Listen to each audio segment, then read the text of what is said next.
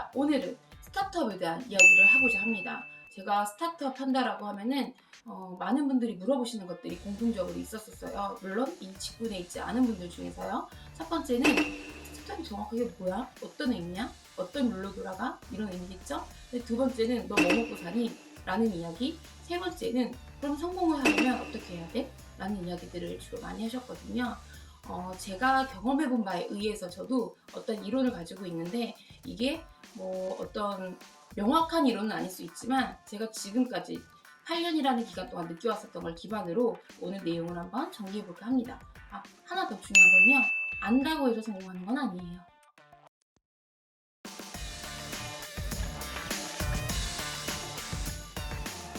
스타트업이 뭐냐? 스타트업은 밸류에이션 게임을 하는 기업이라고 보시면 돼요.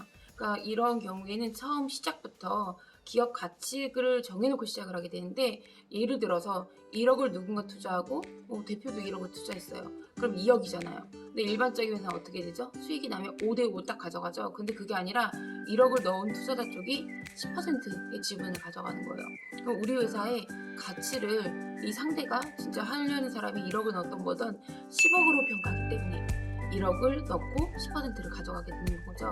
시작부터 밸류를 가지고 시작을 하게 됩니다. 그럼 이 밸류를 어떻게 성장시키냐? 기술 기업들은 당연히 기술이 얼만큼 또 점유율을 가지고 어디에 또 뭐 제휴를 맺고 이런 거에 따라서 올라가겠지만 서비스 기업은 유저의 선택이 되게 중요해요. 그 사이사이 투자는 어떠한 단계만 맞는 게 아니라 내가 돈이 일단 들어오면 돈으로 할 수 있는 것들은 정말 너무나 많거든요. 마케팅이 특히 그 중 대표적인 거고요. 그런 식으로 해서 기업 가치를 키워나가게 됩니다. 그럼 여기서 질문이 뭐냐면 저한테 이 질문을 가장 많이 하셨던 도소매 하시는 분들하고 이제 얘기를 해보면 도소매 같은 경우는 그렇지가 않잖아요. 내가 물건을 얼마에 띄워서 팔고 설령 내가 사입을 안 한다고 하더라도 수수료를 주로 먹고 이렇게 되는 거죠. 플랫폼 비즈니스가 되려고 그러면 매출이 훨씬 커야 돼요. 왜냐면 그 이전에는 단순히 내 영업이익만으로는 내가 한 달 먹고 한 달 살고 이 정도밖에 되지 않기 때문이에요. 저도 이전에 했었던 비즈니스가 도소매로 취미로 시작해가지고 커지면서 난 기업이 될 거야 이러면서 제가 그거의 그 업력을 그대로 가져가기 위해서 법인으로 전환을 했었고 또 그 전환을 해가지고 1인 법인으로 해가지고 사실 같이 할 사람이 없었거든요. 그때 있었던 전 남편이 대기업 소속이니까 그런 걸 할 수가 없었었고 혼자 고군분투하면서 난 100년 기업이 될 거야 이러면서 막 했는데 사실 100년 기업 어린 반푼 어쩔 수 없는 소리죠. 왜냐면 제가 핸들링할 수 있는 영역이 그 모든 밸류체인에 있어서 들어가지 않았기 때문이에요. 그렇기 때문에 내가 이제 어떠한 이커머스로 해서 플랫폼이 되겠다라고 한다고 하면은 매출이 연매출이 100억, 200억 그것도 요즘에는 그렇게 인정받지 않을 것 같고 투자나 이런 거 안 들어올 것 같고요. 제가 이미 그 얘기 들었을 때 100억, 200억 가지고는 투자 어림만 부를 수도 없다는 소리는 똑같이 들었거든요. 한 1000억?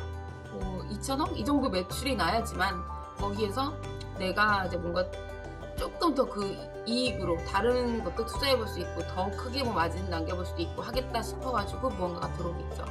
옛날에 한참 쇼핑몰들 이제 커지면서 속옷 팔기 시작하더니 화장품 내고 막 이랬었잖아요.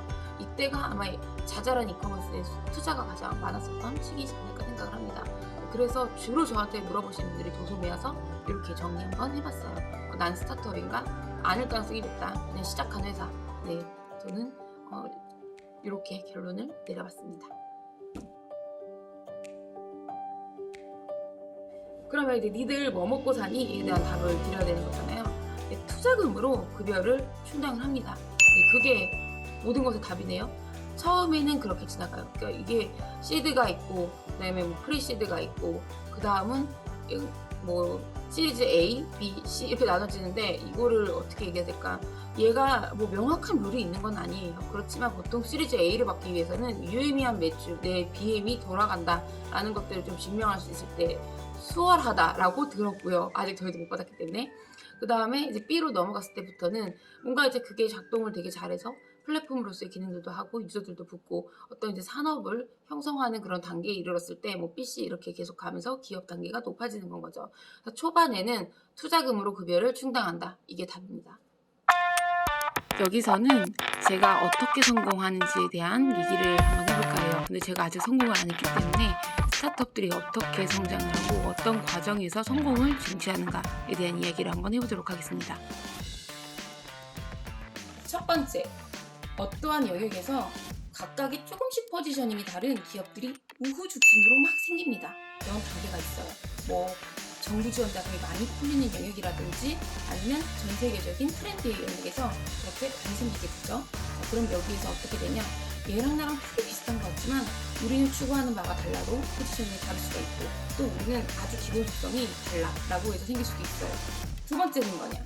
두 번째는요. 그런 애들이 성장을 하게 됩니다. 어떻게 성장이 되냐? 일단 투자를 받게 되죠. 투자를 받으면 무조건 성장을 할 수밖에 없거든요. 인력도 내가 들일 수 있고 마케팅비도 쓸 수 있기 때문이에요. 그런데 이때 일어나는 보통의 성장은요. 고도화로 이어집니다. 즉 내 포지셔닝 안에서 내가 좀 더 잘할 수 있는 것들을 하게끔 되는 거죠. 반대로 가깝게 또 사용성이 좋아지게 보통은 이렇게 갑니다. 자, 여기서부터 어떤 차이가 나기 시작하냐면 투자금의 차이, 내가 쓸 수 있는 돈의 차이가 일어나게 돼요. 이게 정말 중요한 포인트예요. 그럼 세 번째 단계는 뭐냐? 점점 투자를 받는 애들이 투자를 받고 받고를 시작하게 됩니다. 여기에서 어떤 일이 일어나냐? 결국에는 인력 싸움이 아니라 여기서부터는 마케팅 싸움이 돼요. 왜냐면 서비스라는 게 사람들이 가진 생각이나 아니면 내가 고도화를 하다 보면은 결국 벤치마킹을 하면서 서로 추구하는 바가 정말 비슷하게 되거든요. 얘 것도 갖고 얘 거의 장점도 취하고 이런 형태가 되기 때문이에요. 그럼 어떻게 되냐면요. 내가 더 이상 종적인 성장이라든지 아니면 고도화를 하는 게 아니라 그것과 속성이 비슷한 채로 영역을 누리게 돼요. 지금 내가 예전에는 여기에서 이 섹션에서 나는 이렇게 파는 것만 했어. 근데 봤더니 내가 이렇게 잘 팔 바에는 좀 더 마진율이 좋게 내가 이 제작이라는 것도 얘네들을 보니까 속성을 알겠거든. 그래서 요거까지 만들어서 내가 내 제품도 판매하는 형태. 보통 이렇게 되죠. 그 다음에 내가 배달을 보통 갖고 있다. 그럴 때는 내 배달이나 제 배달이나 사실상 동일한 인력을 갖고 할 수 있겠네. 그러면 비용이 세이브 되게 그냥 내가 이런 것도 하나 더 해. 이런 섹션들도 늘려서 배달을 같이 해줘. 이런 식으로 해서 획적으로 성장을 해요. 자, 여기서부터 아주 중요한 것이 생깁니다. 어차피 비슷한 거라고 한다면 사람들은 좀 더 많은 곳에서 선택을 하게 되거든요. 그렇기 때문에 여기서부터는 강자들이 나뉘기 시작합니다. 조그만 애들은 정말 조그만 영역을 해서 잘하거나 아니면은 얘들은 내가 CP가 될 가능성이 되게 높아요. 그러니까 컨텐츠를 제공해주거나 어떤 특정한 부분들을 제공해주는 영역들을 할 가능성이 되게 높고 어떤 큰 애들은 점점 플랫폼으로 성장을 하게 되는 건 거죠. 성적인 성장이라는 것 자체가 사실상 어떠한 내 핵심 역량을 가지고 여러 가지를 할 수 있게끔 되는 거거든요. 네 번째 단계에서 뭐가 되냐? 그럼 이 시장의 강자들이 자신이 할 수 있는 것과 없는 것을 보게 됩니다.